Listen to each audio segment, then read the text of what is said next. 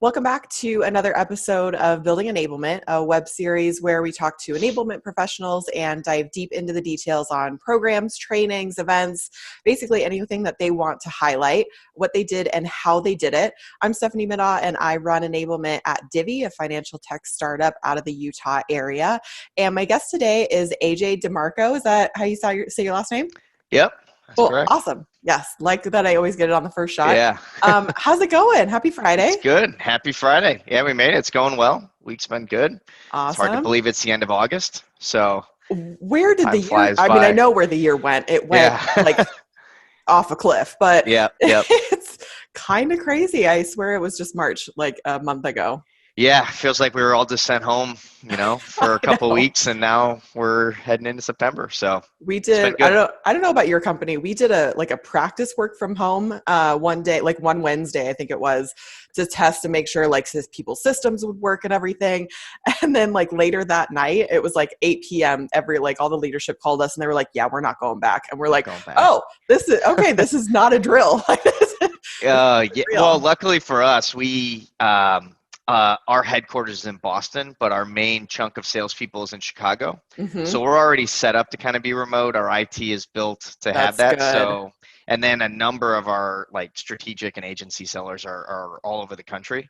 So we were pretty well set up. Once we went home that day, it was more of people thinking I'd only be 2 weeks. Yeah. So people going back to the office real quick to grab that second monitor, grab, a charger or something. Mm-hmm. But other than that, it's pretty smooth transition. I got to give our IT team credit for that. Good. But it was, it's been crazy. It's been a few months at home and yeah, it's been good.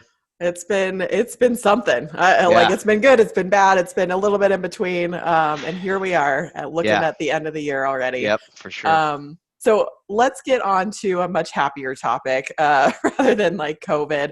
AJ, tell us a little bit about yourself, where you're at, what you're doing. Tell us about your background. For sure. Yeah. So AJ DeMarco, I'm the sales enablement manager at Pure B2B. So we're a full funnel demand generation, lead generation company. Prior to sales enablement, I've always had a knack for analytics and getting involved on the sales opportunity side. Prior to that, I've been in sales for the last 8 years. So I've done stints at some large companies like Grainger, Career Builder, Salesforce, and then joined a small business at Pure B2B in 2018 when we were about, I want to say there's maybe 10 to 15 salespeople. Oh, wow. And now our sales org, VPs, team leads, all of that is up at 55. So I've seen a ton of growth. It's been a great company to be a part of. We got a bright future ahead. We've actually doubled our sales organization this year. Love that. Now I'm part of the sales enablement team, but it's a sales operations team of 3 people. So we have our VP of sales operations, and then my manager is the director of sales enablement and training, and then I'm the sales enablement manager. Now with that, we support 75 total people in our sales org. So we do a little bit of everything, right? At a large organization, I feel like the sales enablement people are more niche, right? They work on a marketing program, they work on training programs. We do a little bit of everything. We rolled out Chorus, we rolled out high velocity sales. We've had to build technologies, train people, onboard almost 25 reps. Jeff's done a great job of that. So it's been a little bit of a whirlwind of 2020 with all the change that's coming, all the growth. So my focus is mainly on making sure that reps, right now the focus on making sure that reps have what they need to be successful, know how to use the technologies, troubleshoot anything, and then starting to grow into connecting with marketing on what else can we provide for our salespeople that our prospects need to see, and to hook more meetings from that perspective. Nice. And you're right. I think in traditionally larger companies, especially if you came from Salesforce, they've got this entire, army of sales enablement folks kind of at their disposal. And they are very zeroed in and focused on very specific tasks. Yeah. But in smaller companies, you find yourself in, me and others, I'm sure, who might be listening to this, you typically kind of dive into operations and enablement and Yep. dive into a bunch of different. Yeah, you got to be flexible. You might wake up with a plan of this is what I'm going to do today, and all of a sudden something catches on fire in the morning, and there goes your day. So It's kind of a jack of all trades, which is fun because it makes your weeks go by quickly. because you're always doing something different. You're not doing the same thing over and over. And it's great. Our team of 3 is super strong. We talk all day, every day. So it's been a great, growth from 2020 and learned a lot so far. So Love that. it's been great. Awesome. So this kind of transitions into our topic today, which is not traditionally like what sales enablement would probably like a lot of like the folks who maybe have been in sales enablement for a long time would be like, that's operations. That's not sales enablement. But based on like what we were just talking about, a lot of times you have to cover this, like all of these different bases. So AJ, tell us a little bit about what you're going to be highlighting today. Yeah, for sure. So my highlight today is it's called the Clean Your Room Report. So it was, so I had a child in April, and so there was a lot of like, thank you. I have a 2-year-old daughter and now a 4-month-old son. And it was one of those just late nights sitting on a couch trying to feed him a bottle. And as a sales rep, we've all been there before. We're like, I've covered my whole book. There's no one else I can reach out to. Or the days where it's like, man, today is dead. I don't even know who I can reach out to. I've covered everybody, right? And so I was kind of thinking like, if I was a sales rep, what else would I want to see? What information would make my days easier to track? And then being on the sales ops side, it was kind of like, hey, from a sales leadership perspective, what are they focused on, which is mainly pipeline, making sure everything's clean, forecasting, that type of stuff. And so I Googled best reports for Salesforce cleanup or something weird. But I saw this thing called Clean Your Room, but on the report, none of the reports related to what we did, like for our company. So I was like, well, I like the name because it's kind of like your parents yelling at you, like, hey, clean your room, right? But I had to kind of customize it. And so what I did was I kind of just put together 5 reports. And at the beginning, it was focused around like our ICP, right? So who are the main people we want to go after title-wise within our Salesforce? And so I pulled reports across all the main titles that our salespeople like to reach out to, and then did like no activity for 14 days on these people or no activity for a month. And I came up with 5 reports that made it very easy. As a rep, I could go in and see who are the people I should be talking to that I haven't reached out to in maybe a month, right? And so it helped them do that. And then I sent it out to our CRO, some of our VPs, and they chimed in with some other keywords that we should focus on. But essentially what I did was I built a dashboard in Salesforce that everybody at our company can go to and see who are the underutilized prospects we're not reaching out to, what accounts are we not covering that we should be, that we haven't reached out to, based off of intent details that we track, who is in the market to buy that we're not covering enough. And then from the sales leadership perspective, when it comes to pipeline, what opportunities are out of date, what opportunities don't have a dollar amount assigned to them, which, right, if you have an opportunity, there's got to be some dollar amount.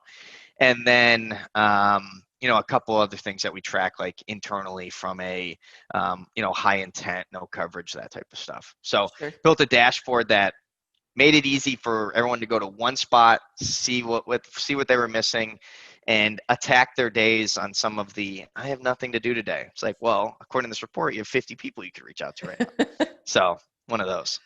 I love those responses from reps. They're just like kind of spinning in their chair. They're like, yeah. I mean, I've done all my tasks in outreach or sales off today. Like, I'm pretty good. Yep. Yeah, for sure. It's the old, like, I've covered everybody. And then finally came up with an idea to lift that stone up and be like, did you cover everybody? Like, you sure? You want to look there? Let's dive into this a little bit deeper here, bud. Yeah. Awesome. So I'm really interested to dive, like you gave us like a really good overview. Let's dive in a layer deeper here on this. You touched on it a little bit, but ultimately kind of like what problems, aside from just like making sure that your reps are productive and staying like consistent with kind of updating things, what problems ultimately is this going to solve for maybe like not just your reps, but your leaders and then like the whole org as like an entirety? Yeah, for sure. One of the big things that it's done when the 3 sales operations, sales enablement people got together in December planning out 2020, we were going to overhaul our interview process, our onboarding and training process. And then at the end of the day, it was good data in, good data out. Right, we wanted to clean up a lot of the Salesforce stuff. Prior to 2020, we didn't have a sales operations division, so it was sales leadership and a bunch of salespeople, right, and then our marketing team. So what it has identified is a number of reports from like a demand generation, VPs, CMOs, or a lot of the people that we'll go after from a prospecting standpoint. A lot of that was out of date. So we cleaned up our data by reps just going in and being like, oh, they're no longer there. So we can mark them as an active. So a lot of reps were like, when we first rolled out the report, maybe they had 80 CMOs that they haven't reached out to in over a month. But then a lot of marketing people change jobs quite often, or they get promoted. And so it was one of those where 40 people weren't even at the companies anymore. And so it gave them an idea. It gave them an easy way to identify who is just, that's not even accurate. So we were able to clean up our data, which that really helped us kind of take it to the next level. It's like, hey, I can't scrape all the accounts, all the thousands of contacts that are in Salesforce. You can't scrape it very easily. And you're kind of reliant on your sales team to keep everything up to date, but they have so much stuff going on every day. They're not going in and diving through accounts. So it did help from that perspective in the company to, clean up what we had, make updates to what we have, update email addresses, update, titles, that type of stuff. That was one of the big things outside of just reps being able to utilize it for their own benefit. I love that, because I came from kind of the sales ops world. Like I've dabbled in it officially and unofficially throughout my short career, my albeit short career. And good data is one of the things that ops just struggles with so much, because you will never have a clean CRM system. Like even Right. if you like right on day one, like you've got everything great, something's done. Like I am a contact and I've moved positions, and now like your data's out of date or something, like Yep. my email has changed or my title is different. I got a new cell phone, whatever it might be. Like everything is always out of date in some way, shape, or form. And there's a lot of companies that can come in, like vendors that'll be like, oh, well, we can come in and adjust your database or update it or whatever. That takes money, that takes high lift. And if you're a small team, a small organization, that's, like hard. Like, oh, put it on the back burner, we won't deal with it yet. Yeah, it always seems to be a back burner thing, right? Yes. Data, it's funny because clean data is one of those things that you need for so many larger projects, but it takes so long to do. Yeah. And I love that you call it the clean your room report, because in a way you're forcing reps to kind of do that work anyway. So they're diving into their prospects. So they're figuring out like who to contact. They're updating your system at the same time. You don't have to worry about that on the operations side. You don't have to worry about that from like a money perspective. Yep. This seems like a win-win all the way across the board. Yeah, it's been great. And then our CRO and our VPs can just send out like a screenshot of a number of, one of the charts. And they're like, hey, make sure you clean your room today. Right. So it's also very easy for people to see. It's an easy concept. It's been great. And then it helps the whole company, like marketing can go in, make sure they have the right information, right? Our sales leaders can make sure they're reaching out from a C-level to C-level conversation that some people have, right? Making sure that stuff's accurate. And then making sure that you keep the salespeople honest, right? The number one goal for them is to sell, to bring in revenue for the company. And so it's just a matter of what could we do to support them to make sure they're reaching out to the right people in the right timeliness. And then that the people they're reaching out to are actually at the company. You don't want to email people that are no longer there either. So yeah, that's a waste of time. Yeah, no good. No bueno. Awesome. So I imagine then when you so you're sitting on your couch with your sweet baby boy, like figuring out like how to make this report. Who was the first person that you went to with this idea? Was it like your RevOps leader? Was it a sales manager, a sales rep? Like how did you kind of get buy-in from all levels within the company?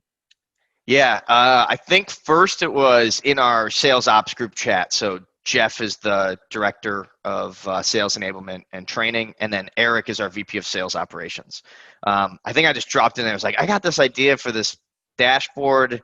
It's going to have like these 5, the key contacts we want to go after, some pipeline cleanup stuff. What do you guys think? And they were like, that would be awesome. Like, I wish I had that as a sales rep. Because both of them were previously in sales and then worked their way up, right? So we've all kind of taken the idea of like, as a salesperson, what do I need to see on a daily basis to like make sure? So I kind of just put it together.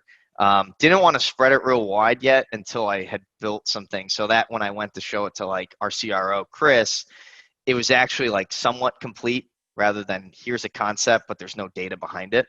And then eventually I sent it to Chris, our CRO, and then our 2 VPs of sales. and said, hey, here's what I came up with. Here's the data. Anything else that you think would be valuable for you guys to see? Like, what do you want? Ultimately, like the VPs and the CRO, what do you care about? What do you see on a daily basis? And so they had a few other titles to add in, but they love the concept as well, and rely on it heavily on like a day-to-day use to make sure that their sales reps are covering their book completely. That makes a lot of sense. How did the sales reps feel about this? Because did you kind of gauge their input? Because I know Yeah. they get like a little bit weird when it comes to like, why are you micromanaging me? Yeah, for And like sure. big brother stuff like this. So how did you kind of like approach them with it? How did you maybe win them over if they were having some issues with it? Yeah. I think at first, so since everyone was at home already when we rolled this out, I think it was like April-ish, early April. Well, actually maybe late April because I had my kid already. But at first it was hard to tell because I think at first it's shining that light on like that dark corner that you said you would clean up one day and you never did, right? So it kind of shined that light and it was like, wow, like that doesn't look good. But at the end of the day, like you can look at it from that doesn't look good, but then also, wow, thanks, because it's so easy to clean up. They had an easy way to go through. Prior to that, it was very hard for people to find all the contacts that might have been out of date or that they hadn't tracked in a while, just because Salesforce reports can be daunting to pull if you don't know what you're doing to begin with. And then you don't take the time to do it. So at first, I think it was like, whoa, that doesn't look good. And then from there, the feedback's been good. People are able to plan their days. I think I had mentioned we just switched from outreach to high velocity sales, which is a sales engagement platform on the Salesforce platform. And so they can actually utilize those reports and put the people directly into a cadence and start put them in a sequence that they're going to push them through. So That's it huge. actually has Yeah. helped streamline the process from the prospecting standpoint. So I think now we're in a really good place. At the beginning, it was like hey, that doesn't look good. But, everyone kind of grew with it. We've made changes to it over time, add a couple of reports, delete a couple of reports that maybe are a waste of space or we don't want reps to focus on. And then it's been positive feedback from there on out. That's awesome. I think that's one of the kind of this like guiding thread over the past couple of interviews that I've had with folks is winning over your reps and kind of creating that sense of trust. And when you're coming right off the bat and kind of shining that light on that corner, like you kind of mentioned, where they haven't maybe cleaned it in a while, they're like, what the hell, man? Like, why is AJ like putting me on Yep. blast here? Yeah. I think you have to build the respect, right? So when I started the role, so Jeff, my manager, last April, he started as the sales enablement manager. And all he did for like the first 6 months was help reps. He just gave and gave and gave and gave and gave and never asked much of them.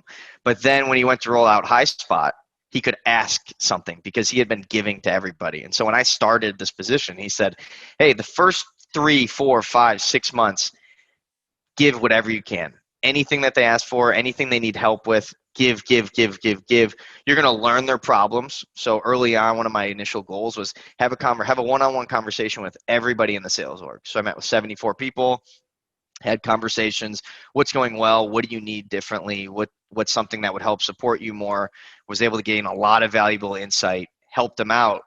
And then I was able to roll this out and kind of get the buy-in because it was like hey, AJ's not just trying to throw me underneath the bus. Like he's trying to help us all grow. We all have revenue growth goals that we want to hit. And so we're all focused on pulling the boat in the same direction from that perspective. So it's been good to get that buy-in, but I agree. Like if you get on the bad side of your sales reps, they won't listen to you. I mean, they'll listen to you, but not that much, or they'll do it in spite of you, right? So we all have a really close relationship with most of our sales reps since we're here kind of from the beginning of the growth of the commercial team. So it's been really good. And hopefully I stay on their good side. I don't add anything else to it right now. We're pretty good with where the report's at. Nice. So with a report like this, one of the most important things is probably to measure the impact on productivity or data cleanliness or however you were maybe approaching that. How did you, or what did you do in order to kind of like pull your results? Like, how did you measure that? Yeah, so that's a little bit of a harder one, just because like the initial standpoint was, who are you not covering from a prospecting standpoint? And I don't even know how many thousands of contacts we have in there. So it wasn't like I could be like, hey, we made this many inactive, right? That was very tough to do. What we have been able to track, and where we've been most attentive to, is the accounts that are covered, right? So many people, there's such a debate on what number of activity is right. And I feel like, how many calls, how many emails, how many LinkedIn engagements, that type of stuff, right? And so where we've kind of pivoted and tried to focus on is, hey, how many accounts are you covering? Are you covering them to the full extent? And so what we've been able to see, and the main report that we've really focused on as of late, is accounts with no activity over 7 days, right? Because most of these accounts have multiple people, 5, 10, 15, 20 contacts. So you're not reaching out to the same person. And we've seen that number continue to decrease because our reps are like, oh, I can send a case study to these people. I can follow up with these people on a proposal, that type of stuff. So it's hard to track from the standpoint of like a report metric. We just like to see the numbers low on like the bar chart, right? So like if someone has 40 accounts that haven't been reached out to in a week, it's more of our team leads can use it from a coaching perspective. So, hey, what's your day look like? What do your planning look like? How do you structure your day? Why is it taking you so long to get through X amount of emails or X amount of calls, right? So our team leads have been able to use that data to identify people on their teams that might need help on increasing activity, right? You want good customized emails, but at scale, right? A good customized email, and you only send 3 of them a day, it's going to be hard to grow your book, hard to get a lot of opportunities. So it's been hard to measure from that perspective. That's one of the things that we continue to try to focus on, because when data pulls, it's not like I can be like, hey, what did this look like on May 1st? Because it's always fluctuating data. So where we try to measure it is making sure reps are covering everything, trying to keep those numbers as low as possible in the right manner, right? Like it's not like, hey, send an email just to get this off of your clean your room report. That's not doing you or me or the company any good. You might get an unsubscribe from it. So let's do it in the right way. But identifying coaching, identifying growth opportunities for our reps has also kind of come with it, which, hey, growing revenue is probably the best measurement we could put up. Yeah, absolutely. And I think that's definitely a hot topic. I know kind of in the Sales Enablement Squad Slack channel and just like on LinkedIn and anybody that I've talked to, that's the thing that they struggle with the most is like, how do you measure impact on something like, especially something like this, where basically you're just kind of shining a light and bringing up a maybe like coaching opportunities or soft skill training opportunities, whatever it might be. You're kind of highlighting those pieces. It's hard to measure that specifically tied to a metric. But I look, ultimately, if you don't do these types of like projects or initiatives, then you just don't know. You would never know that reps maybe aren't focusing on their entire book of business. They're only focusing on a fourth of it or a third of it, or whatever it might be. So I think that's definitely something that everybody struggles with. And I like that you kind of called it out specifically, that maybe it's not tied directly to a metric per se, but it opens up a lot of other opportunities that you can then focus on. Yeah, for sure. Nice. So thinking back when you were initially kind of asking yourself that question, if I was a sales rep, what would I need in order to do this? And seeing yourself like where the report is today and kind of seeing the productivity increase from that, do you think you achieved the outcomes that you were hoping to that like late night? Yeah, I do. I think it hit the nail right on the head. I think it was a matter of there's so many times. I mean, I could think of like the sales days where you're like, I'm good. I've literally covered everybody. And this is like the one report that you can click on that just goes, have you? Like, that's it. And I think, it's not even trying to call people out. It's trying to be like, hey, I know you're working hard, but there are other opportunities on places that you can contact, key titles that you can get there. So where the report's at today is it's probably actually more than what I envisioned. When I first was sitting there thinking about it, it was all around a couple of contacts that haven't been hit up. And now where we've grown today is we can identify things at the contact level that are missing. We can identify things at the account level that are missing. And then we can identify pipeline opportunities that are missing to clean that up. So it really went from just making sure you're covering your contacts to making sure that we're managing our entire book of business as a whole at Pure B2B to the maximum efficiency possible. So it's been a great report, great dashboard. I've gotten a lot of great feedback from our C-level, our VP level, which is good, right? When you come up with an idea and you're having those like, I just need something. Like you had that idea, you work on it for a few days.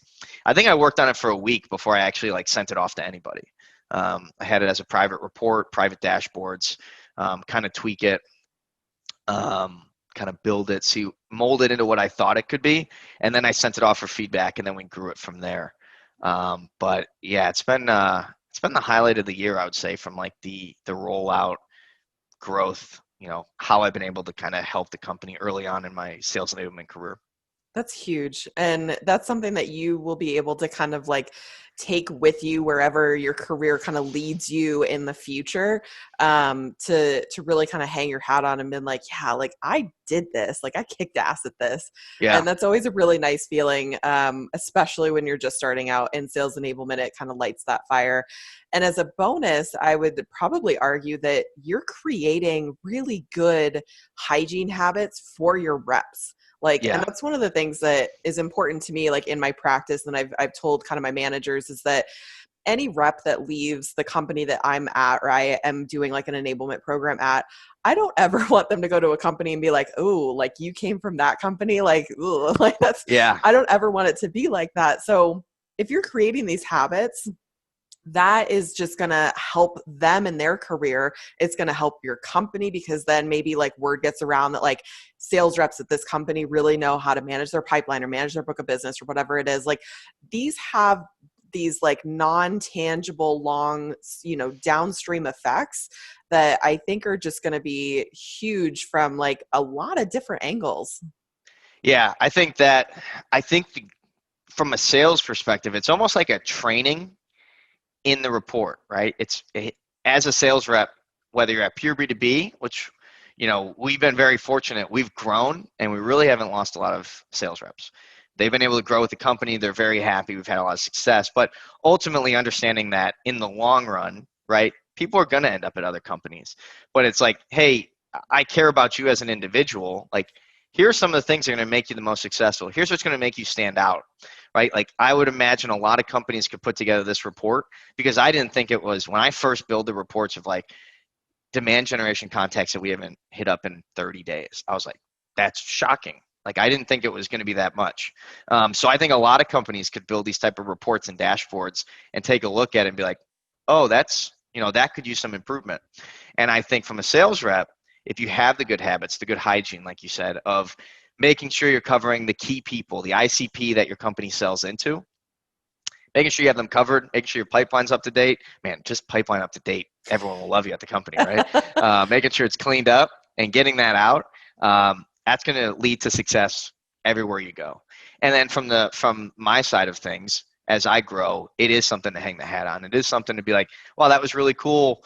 It was kind of like proving myself like, hey, I'm a really good fit for this position, right? So that was the number one thing, like from a confidence boost, was the whole first quarter of the year was learning, growing, talking to what's going on with all the reps. And then that was kind of the first thing I rolled out. That was kind of my baby, my brainchild that was successful. And I was like, this is fun. Because when you hit it home, it's really enjoyable when you see other people like it, when you see other people utilize it every day. And now it's a staple report that we talk to on every weekly meeting. So that's been really cool. But yeah, it's been good to see. I mean, the reps seem to like it, and hopefully they take it with them wherever they go. Love that. Yeah. So looking back on it too, what's something that maybe surprised you when you were either creating the report or rolling it out, or a result of it? Like what's something that stood out that you weren't expecting? I would say probably the biggest thing that stood out was early on how many key people we actually weren't touching, of how, like, just the amount of context. So we have I think it's now 51 salespeople that own accounts, right? The rest are like product people or VPs and team leads, that type of stuff. But we have 51 people, and I'm trying to remember the amount of contacts, the key contacts. I think it was like 4,700 contacts of like key titles that we hadn't reached out to, I think in over 30 days. And granted, as we've grown, like our number of accounts have grown as well. It seems like every week new accounts are coming up, right? New businesses are getting funding, they're stepping into the space. And that was kind of shocking, I think, from everybody to be like, wow, this is a lot of people. But from there on out, we were able to see just a steady kind of decrease in the amount of those contacts that weren't being touched. And I think that helped, with when COVID hit, people were trying, the economy kind of shrunk, opportunities were hard to come by. But now all of a sudden we had this list of, hey, here are key people that still need revenue, right? From the standpoint of like lead generation, demand generation, the ultimate thing that people need at their businesses is revenue. They need to sell. And so it's helping come up with leads for their sales team to be able to contact. So we were able to kind of still be in the right spot at the right time and kind of grow that way. But yeah, first those numbers, I tell you, most companies should do it because those numbers are like, whoa. So. And I think from a leadership perspective, from a executive perspective, they always kind of assume, they're like, we know we're missing stuff. We know there's gaps, like we know what's happening, but it can be scary to like lift that rock and actually see what's underneath it. Cause it's either going to be way worse than you were expecting, Yep, or way better than you were expecting, but yeah, probably way worse than you were expecting. Yeah, I kind of relate it to like when I thought about it at the beginning, it's kind of like doing personal finances. What you spend in a month, you spend in a month. But then when you actually like pull a report and look at like what you spend on, you're like, how much did I spend on coffee this month? Right? Like it's kind of like that eye-opening event. And then it helps you get better habits from there on out. You have a basis point. You have something you can look back on and be like, hey, this is how messy it used to be. This is how many people we didn't hit. And now like growing forward, we can train on it. We can teach on it. Our team leads know where to look to identifying reps that might be A, falling behind, B, could use a little motivation, a little, hey, what can we do to structure your day to make you more efficient, get in front of more prospects, that type of stuff. That's great. This has been a fantastic overview so far. To kind of wrap things up a little bit, one of the things that I really like to do for like every single one of my episodes is make sure that people leave with some kind of actionable insight that they can take away from this. I mean, I there's a pretty big one, like the elephant in the room is that this entire thing is an actionable insight that you can probably go and like, spend the weekend to try and like create a Salesforce report. But what's something that you would say that people could take away from this and kind of implement in their own enablement practice?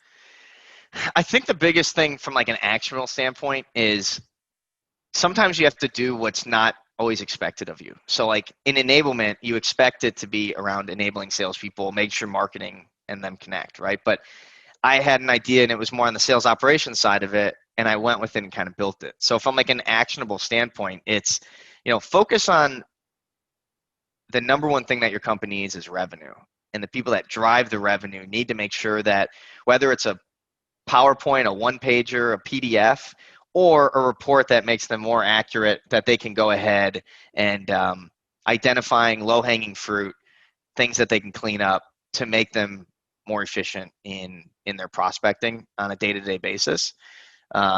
So when I think about like a day-to-day in my life, it's what don't my sales reps have that I can help fill that hole for the day?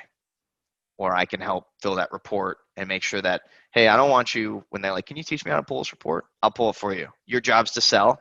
My job is to support you, right? And so you focus on doing what you need to do, and I'll support the rest of that.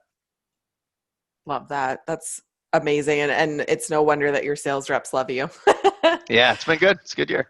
Awesome. AJ, thank you so much for joining me today, for sharing this kind of story. Be sure to connect with AJ on LinkedIn. He's also part of the Sales Enablement Squad Slack channel. So if you have more questions about maybe like his report or what he included, definitely feel free to reach out to him. He's a super nice guy. Thanks. AJ, I appreciate thanks it. again. Yeah, Awesome. thank you. And thanks to all of our viewers for watching. If you or someone that you know in the enablement community would be great to highlight on this show, please tag them in the thread below or the comments. And then obviously be sure to connect with my guests on LinkedIn for additional insights. And if you like this video, make sure that you hit that thumbs up button and be sure to subscribe to my channel if you want to get alerts on new videos as they come up. And until next time, keep building, everybody.